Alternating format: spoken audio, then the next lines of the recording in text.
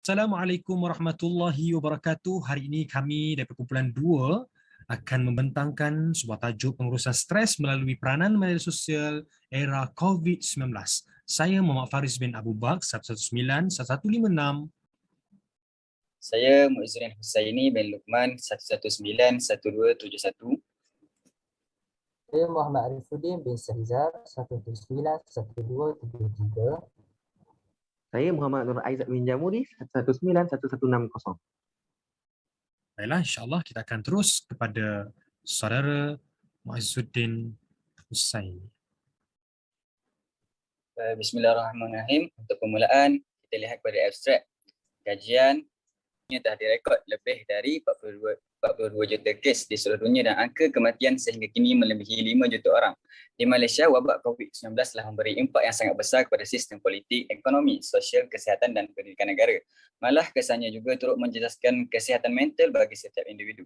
Berdasarkan kejadian ini, Kerajaan Malaysia telah mengumumkan pelaksanaan Perintah Kawalan Pergerakan PKP kepada rakyat bermula 18 Mac 2020 sekaligus mengubah trend dan norma kehidupan rakyat Malaysia keseluruhannya. Pelaksanaan PKP ini bertujuan untuk membuat penjarakan sosial agar dapat memutuskan rantaian wabak. Tidak dinafikan juga kesihatan mental di kalangan para pelajar Institut Pengajian Tinggi IPT juga terkesan asbab daripada COVID-19 ini. Sehubungan dengan itu, pengkaji ingin mengkaji tentang pengurusan stres melalui peranan media sosial di era COVID-19 bagi para pelajar Al-Quran. JAKIM menurut perspektif Islam.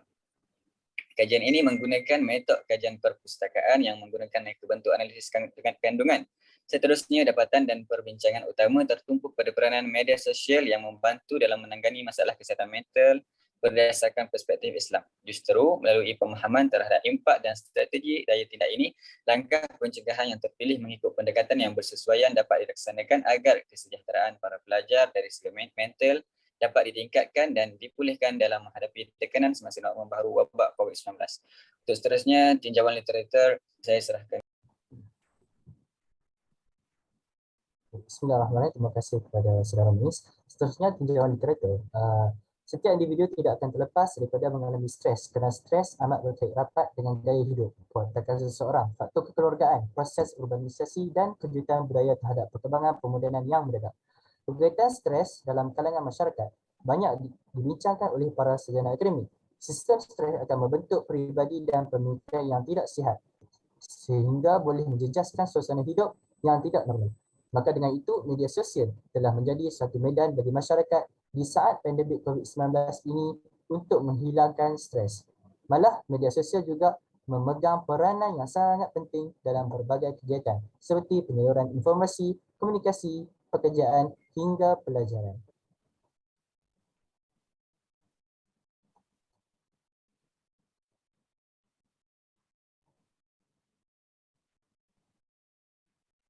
Baik, seterusnya mari kita lihat pada istilah stres daripada kajian-kajian yang lepas. Baik, yang pertama dari sudut aspek fisiologi dan psikologi, stres terdapat beberapa tafsiran yang berbeza tentang stres. Antaranya ialah stres sebagai rangsangan gerak balas transaksi dan salah satu fenomena holistik. Kajian daripada Muhammad Razali 2010.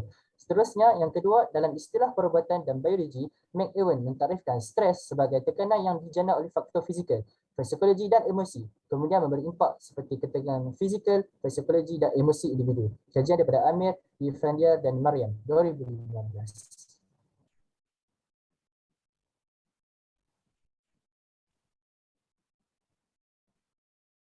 Baik, seterusnya kajian lepas berkaitan dengan punca stres dan cara merawat stres. Baik, yang pertama ialah kelemahan hati. Menurut Syed Muhammad Alwi 2010, hati yang baik mempunyai unsur-unsur yang sangat halus, keutuhan dan kerohanian. Baik, faktor yang kedua adalah persekitaran. Elemen persekitaran merupakan satu asas pada proses pembentukan tingkah laku individu dengan pelbagai corak pembelajaran sosial yang merangkumi elemen kemanusiaan seperti rakan sebaya dan elemen kemanusiaan jauh seperti masyarakat, pengaruh media serta keadaan satu tempat yang dihadami anak-anak. Kajian daripada Zakaria Stafa, Ahmad Munawar dan Nora Nizah 2012. Baik, yang ketiga adalah akal.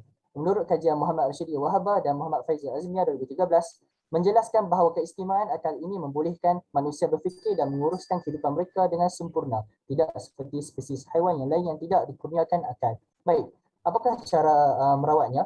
Yang pertama adalah melalui zikir. Melalui kajian Razali Saleh 2010 yang menyatakan banyaknya berzikir kepada Allah SWT, memuji, memohon keampunan dan keredaannya. Yang kedua adalah interaksi positif, mewujudkan dukungan sosial yang mampu memotivasikan anak-anak untuk melakukan perkara yang baik dalam hidup mereka. Kajian daripada Muhammad Nur Abdul Hafiz 2019.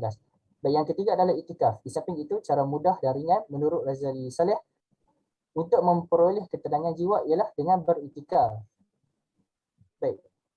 Beza antara perbezaan kajian kami adalah kajian yang lepas adalah punca dan rawatnya berbeza disebabkan oleh situasi semasa.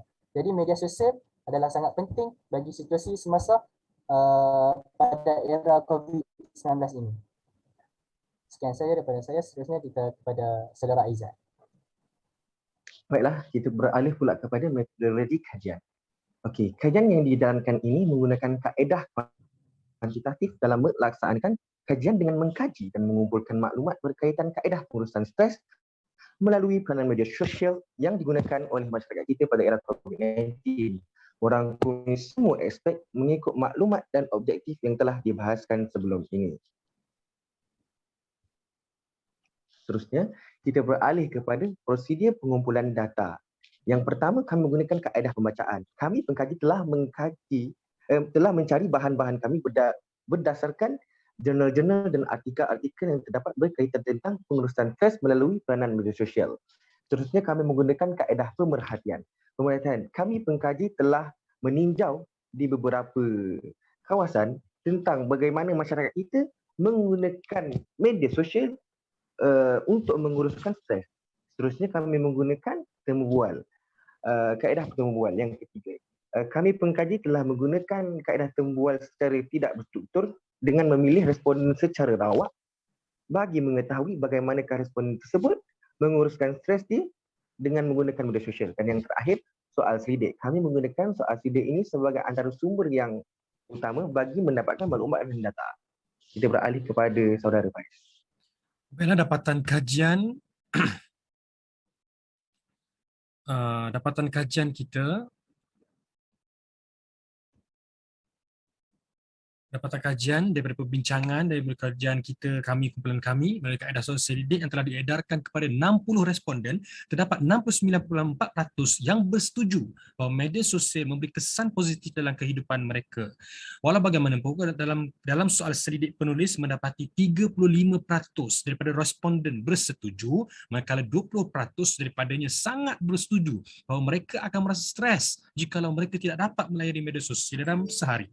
Perkara ini menunjukkan bahawa media sosial telah memberi nilai ketagihan pada mereka, yang mana ketagihan ini adalah perkara yang perlu dielakkan dalam diri.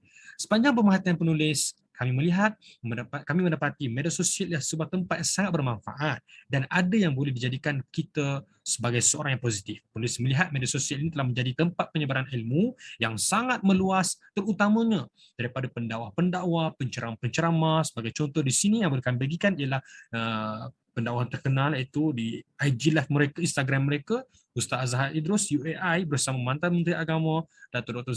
Zulkifli Al-Bakri yang telah berjaya mencapai lebih daripada 9,000 tontonan ketika itu. Ini menunjukkan apa dia, tuan-tuan dan puan-puan?